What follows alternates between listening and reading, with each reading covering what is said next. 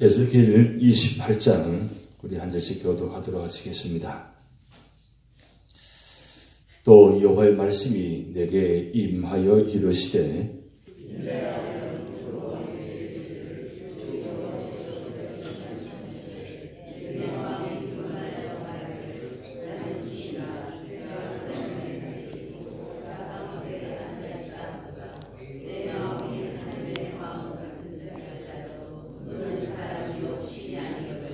내가 다니엘보다 지혜로워서 은밀한 것을 깨닫지 못할 것이 없다 하고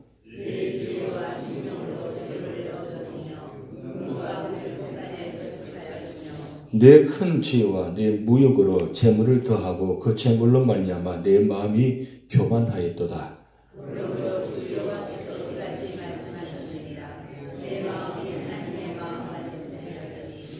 그런즉 내가 이방인 곧 여러 나라의 강판 자를 거느리고 와서 너를 치리니 그들이 칼을 빼어 내 지혜의 아름다운 것을 치며 내 영화를 더럽히며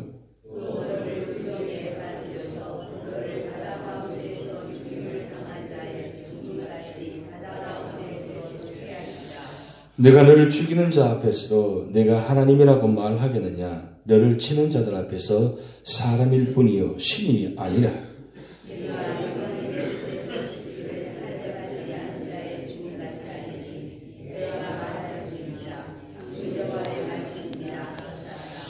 여호와의 말씀이 또 내게 임하여 이르시되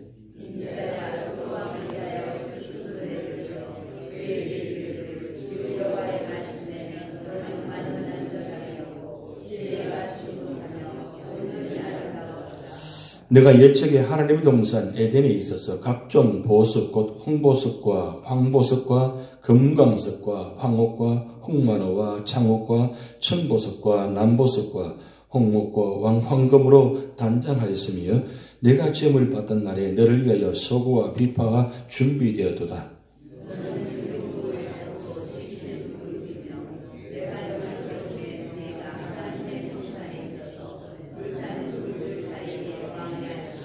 내가 지음을 받던 날로부터 내가 모든 길에 안전하더니 마침내 내게서 불의가 드러났도다.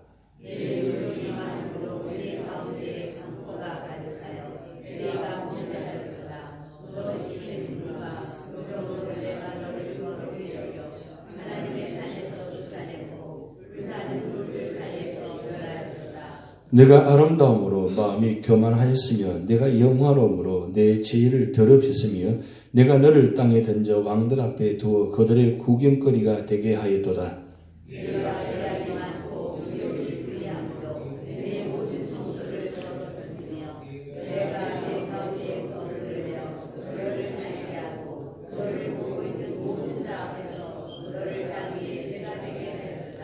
만민 중에 널 아는 자가 너로 말미암아 다 놀랄 것이며 내가 공포의 대상이 되고 내가 영원히 다시 잊지 못하리도 하셨다 하라. 인자야 너는 얼굴을 시돈으로 향하고 그에게 예언하라.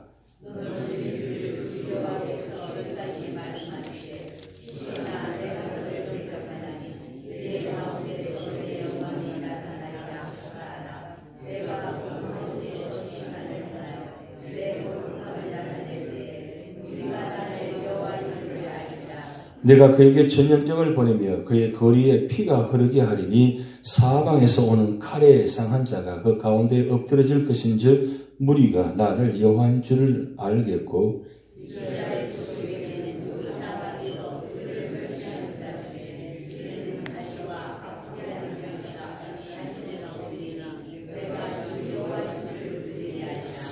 주 여호와께서 이같이 말씀하셨느니라. 내가 여러 민족 가운데에 흩어져 있는 이스라엘 족속을 모으고 그들로 말미암아 여러 나라의 눈 앞에서 내 거룩함을 나타낼 때에 그들이 고국 땅 곧 내 종 야곱에게 준 땅에 거주할지라. 그들이 그 가운데 평안히 살면서 집을 건축하며 포도원을 만들고 그들의 사방에서 멸시하던 모든 자를 내가 심판할 때에 그들이 평안히 살며 내가 그 하나님 여호와인 줄을 그들이 알리라. 아멘.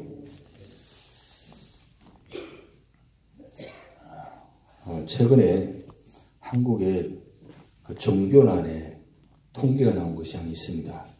무엇이냐면 나는 하나님이다 라고 통계하는 사람들이 300명이 있다고 합니다.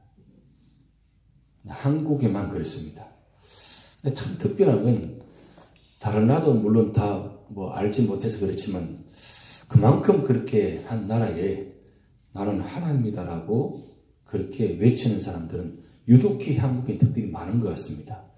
물론 한국이 종교 열정이 많아서 신에 대한 열정이 많아서 그런지는 모르지만 어쨌든 통계조사에 나는 하나님이다라고 그 명단이 나온 게 300명이라고 하니까 놀랍지 않습니까? 인간은 절대 하나님 될 수가 없습니다. 그런데 놀라운 것은 인간 스스로 남을 하나님이라고 신이라고 한다는 겁니다. 왜 그럴까요? 왜 하나님이라고 할까요? 하나님이라고 해야만 속이 시원한지 마음이 편한지는 모르겠습니다만은 절대로 인간은 하나님 될 수가 없습니다. 근데 성경에 오늘 에스겔 28장은 참 중요한 장인데 그 많은 본문장에서 유독히 한 왕을 가리키면서 자기 스스로 왕이라 할 정도가 아니고 나는 신이다 라고 외치는 왕은 아무래도 28장밖에 없지 않겠나 생각됩니다. 다른 사람들이 왕을 신으로 섬기는 경우도 있지만 스스로 나는 신이라고 하는 경우는 극히 드문한 거죠. 그런데 오늘 본문 이 두로 왕에 대해서 특별히 한 장을 할애하면서까지 기록한 이유가 무엇이겠습니까? 사실은 두로라는 나라가 큰 나라가 아닙니다. 도시 두 개도시로 연결되어서 이루어진 나라입니다. 그런데도 이 두로 왕이 스스로 자기는 신이라고 할 정도 되었으니까 얼마나 교만의 극치입니까? 사실 인간이 가장 교만한 극치는 자기가 신이라는 겁니다. 근데 절대로 인간이 신이 될 수 없음에도 자기 신이라고 하니까 어떻게 해요? 교만하면 그만큼 착각한다는 거죠. 이 착각이 얼마나 무서운지 모릅니다. 그런데 한 가지 여러분 생각할 것은 나는 신이라고 외치는 사람과 하나님과 전혀 상관없이 살아가는 사람과 차이점이 무엇일까요? 교만의 차일까요? 아니면 무시의 차일까요? 아니면 무지의 차일까요?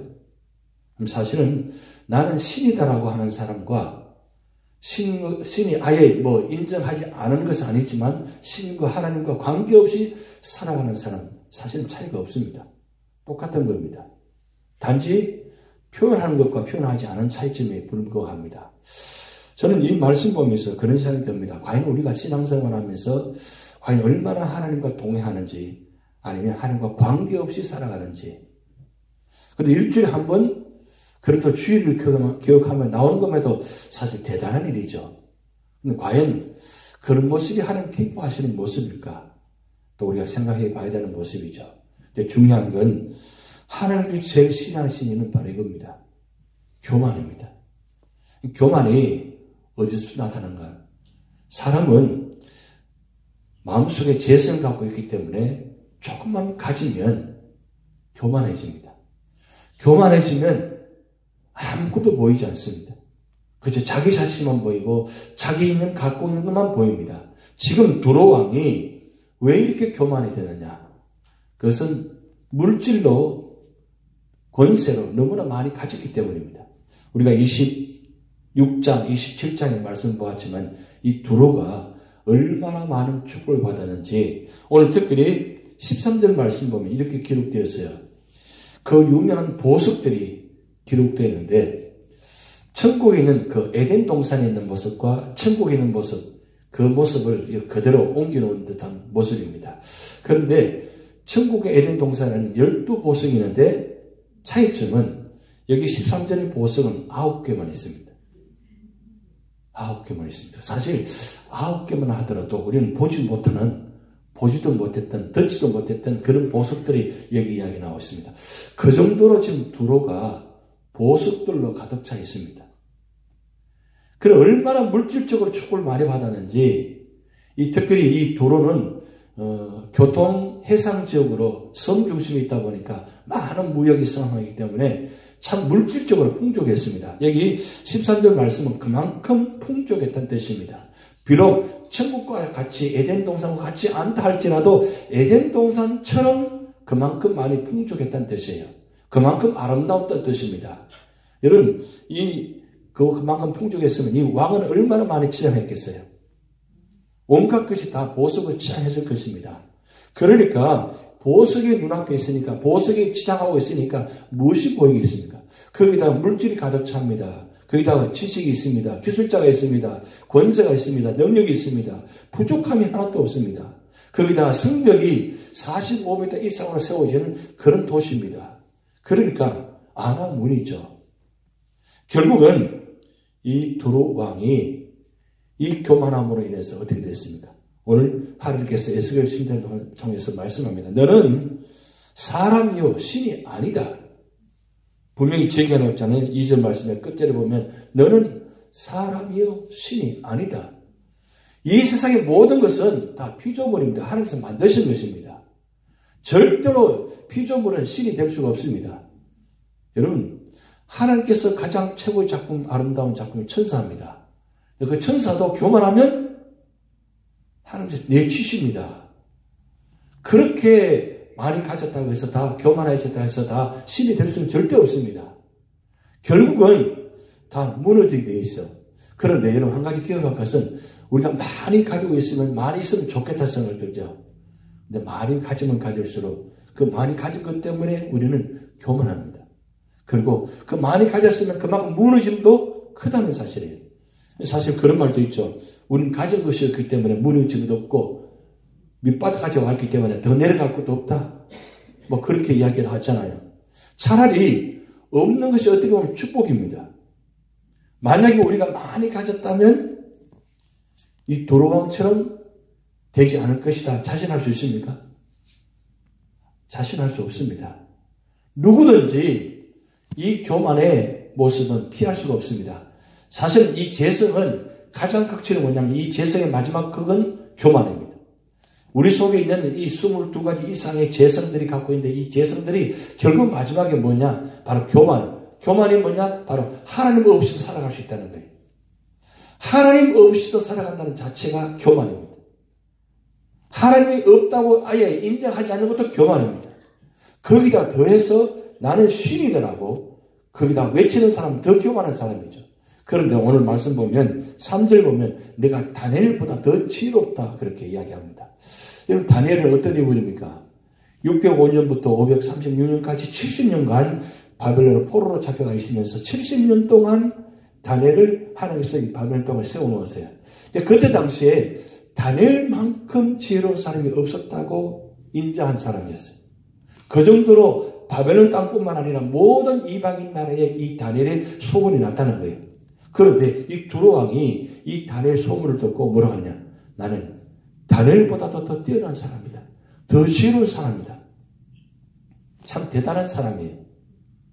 그런데 이 대단한 사람이 어떻게 돼요? 13절부터 보면 무너진 모습이 기록되어 있어요. 무너지는데 하나님께서 치시는데 얼마나 무너짐이 컸는지 18절 19절 말씀 보면 불로 태워버리고 재가 되어버리고 그리고 19절 말씀 보면 만민 중에 너를 아는 자가 너로 말미암아 다 놀랄 것이며 그리고 내가 공포의 대상이 되고 내가 영원히 다시 잊지 못하리로다. 이 두로왕은 일반적으로 모든 사람들은 저 두로왕은 절대로 무너지지 않는 사람이다. 두로는 절대 무너지지 않는 나라다. 그렇게 생각했다는 거예요. 그만큼 두로가 견고하고 풍족하고 세상에 모든 걸 다 가졌다는 것을 보였습니다. 그런데 그렇게 무너지지 않을 듯한 두로가 무너지는 것을 보고 이방 나라들이 이방 왕들이 보고 너무너무 놀랐다는 거예요. 세상에 저 두로도 멸망하는구나. 세상의 모습이 그렇게 보이신다는 거예요. 하나님께서 마지막도 기다렸다가 치실 때는 엄청나게 이런 역사를 이루신다는 거예요. 결국 하나님 앞에서 모든 것이 다 무너지게 될 수밖에 없다는 겁니다. 그러면 하나님께 제일 신앙으로 교만을 하는데 그럼 하나님 제일 기뻐하는 사람이 어떤 사람이냐? 겸손한 사람입니다. 여러분, 기도의 자리는 바로 겸손의 자리입니다. 기도는 하나님, 오늘 하나님 없이는 하루도 살아갈 수 없습니다 라고 고백하는 자리가 기도의 자리입니다. 왜 우리가 아침 일찍 새벽부터 나와서 이 기도하고 시작합니까? 그것은 오늘 하루가 주어진 모든 삶이, 이 생명이 내 것이 아니고 하나님 것입니다. 나의 생명 되신 주, 내가 주님 앞에 나아갑니다. 우리 찬송가를 부르잖아요. 생명은 누구에 속해 있냐? 내게 있는 것이 아니고 내가 주관하는 것이 아니라 하나님께 있다는 거예요. 그래서 생명 되신 주님께 나와서 기도하는 겁니다. 그리고 그 생명 되신 주님께 감사하는 자리입니다. 그리고 생명 되신 주님 앞에 나와서 오늘 주신 말씀을 듣고 그 말씀을 붙들고 그 말씀대로 살아가는 것이 우리의 본분입니다. 그게 가장 지혜로운 자예요. 그게 바로 겸손한 모습이고 세상을 살아가는 가장 중요한 방법입니다. 그런데 이걸 깨닫지 못하고 살아간다면 그게 얼마나 어리석은 것입니까? 솔로몬만큼 영원한 자리가 어디 있었습니까? 사실 두로왕이 아무리 풍족하다 할지라도 솔로몬만큼 되지 않습니다. 그렇게 많은 축복받은 솔로몬 왕이 전도서에 그렇게 기록해 놨잖아요. 우리 마음 그렇죠. 좀 있어 봤으면 좋겠다. 하루라도 좀 한번 만져보고 좀 누려보고 무너지다면 무너졌으면 좋겠다. 그렇게 생각하잖아요.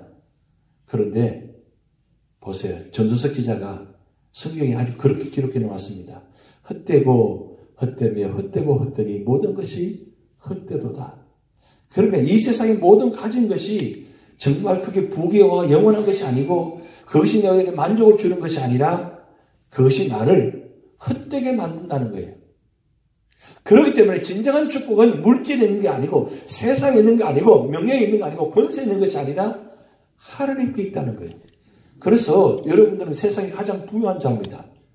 왜냐하면 가장 부유하신 분 앞에 와 있으니까, 그 부유한 것을 주신 분 앞에 와 있으니까 우리는 부유한 자예요. 그리고 우리를 누구라고요? 하나님의 자녀로 삼아주셨잖아요. 하나님의 자녀로 삼아주시면 하나님 모든 걸 다 책임져 주신다는 그 뜻입니다. 그러기에 우리 날마다 삶의 자리마다 하나님 앞에 엎드리는 이유가 무엇입니까? 나의 생명 되신 주님뿐만 아니라 우리 모든 걸 책임져 주신 그분이 나의 하나님 되시고 나의 아버지가 되신다는 거예요. 그분이 나의 아버지 되신다면 우리가 뭘 염려하고 걱정하고 두려워할 이유가 뭐가 있겠습니까? 사실 이 세상에 갖고 있으면 불안합니다. 여러분, 많이 갖고 있는 사람들은 온갖 것 다 뭐요? CCTV 달고 온갖 것 다 세워놓습니다. 그렇게 해놓는다고 해서 없어진 줄 압니까? 그거 해놓는다고 해서 불안함이 없는 줄 압니까? 오히려 더 두려워합니다. 가지면 가질수록 더 불안한 것이 이 세상 모습입니다. 근데 우리는 불안합니까 지금? 염려하세요? 두려워하세요? 내가 그 가진 것 때문에 혹시 문을 잠궜는지 안 잠궜는지 그렇게 염려하며 살아갑니까? 문을 열어놓아도 가져갈 게 없으니까 마음대로 하라고. 그렇게 다 믿고 살아가고 있잖아요. 얼마나 감사해요 그게. 근데 우리 좀 갖고 있어봐요. 여러분 혹시 여러분 이 안주머니에 한 200달러 갖고 있으면 그거 마음 편하네요? 만약에 1000달러 갖고 있으면 마음 편하네요? 보석으로 치장하고 있으면 편하네요? 이 두로왕은 온갖 몸에 다 보석으로 치장했다 그랬어요. 9개 보석으로. 그 얼마나 무거웠겠습니까? 얼마나 힘들었겠습니까? 그것이 영원할 줄 알고 그 영원할 줄 알았는데 보세요. 하루아침에 무너지잖아요. 하루아침에 무너집니다. 서서히 무너지는 것이 아니라 하루아침에 무너집니다. 그것이 바로 두로왕의 마지막 모습입니다. 그리고 한 가지 더 기록했는데 시돈에 대해서 기록해 놓았어요. 시돈. 두로 위에 시돈이 위치되어 있는데 그러면 시돈은 왜 심판을 받느냐? 시돈은 사실은 큰 나라가 아닙니다. 조그만 나라예요. 근데 왜 시돈을 언급하느냐? 이 시돈이 언급한 이유가 하나 있습니다. 그것은 북이스라엘 아합 왕 때에 이 시돈 왕 엣바알의 딸 이세벨을 아합이 결혼합니다.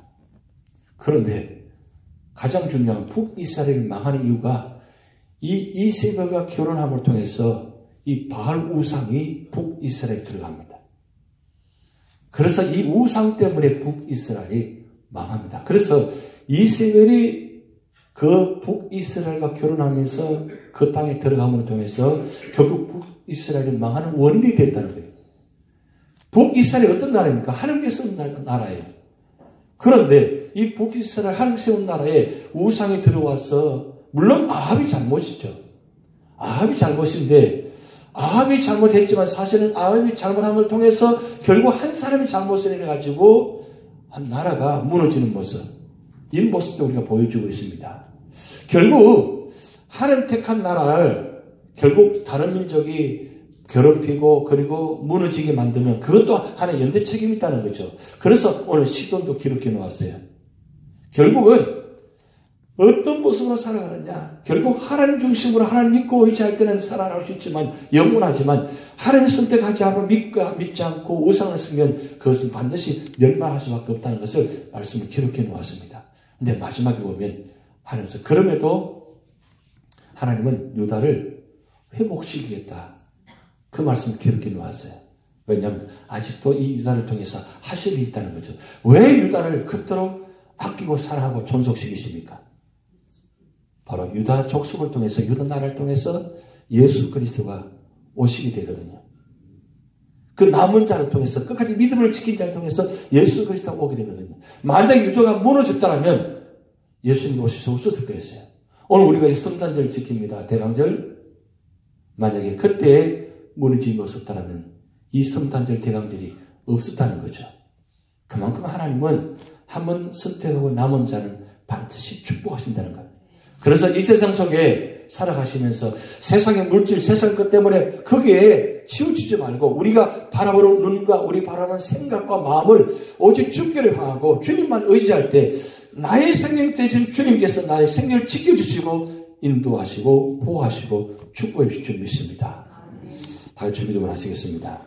하늘에 계신 우리 아버지여, 이름이 거룩히 여김을 받으시오며 나라의 마음이시며 뜻이 하늘에서 이룬 것 같이 땅에서도 이루어지이다.